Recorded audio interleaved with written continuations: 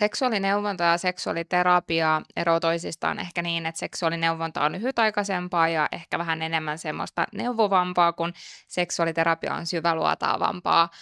Ja se on matka itseen, matka omaan seksuaalisuuteen, siihen mitä se tarkoittaa, mitä se merkitsee, millä tavalla sitä ilmennetään. Ja seksuaaliterapiassa keskitytään.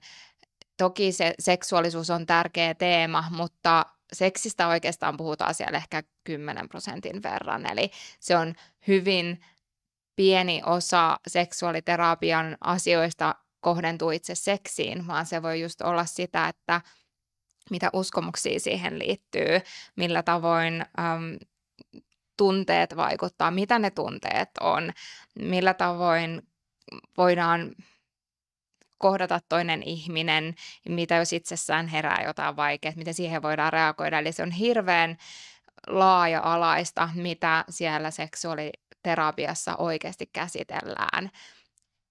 Ja siihen oikein ei edes ole yhtä vastausta, vaan jokaisen matka on erilainen riippuen siitä, että miksi tullaan ja mitä siitä tavoitellaan. Haluan vielä sanottaa jotenkin sen, että seksuaaliterapia ei ole kuitenkaan psykoterapiaa. Eli seksuaaliterapeutti ei ole käynyt psykoterapiakoulutusta, vaan seksuaaliterapiakoulutus on lisäkoulutus ja meillä esimerkiksi kaikki tiimiläiset on pohjakoulutuksen sote-alan toimijoita, eli esimerkiksi sairaanhoitajia tai terveydenhoitajia.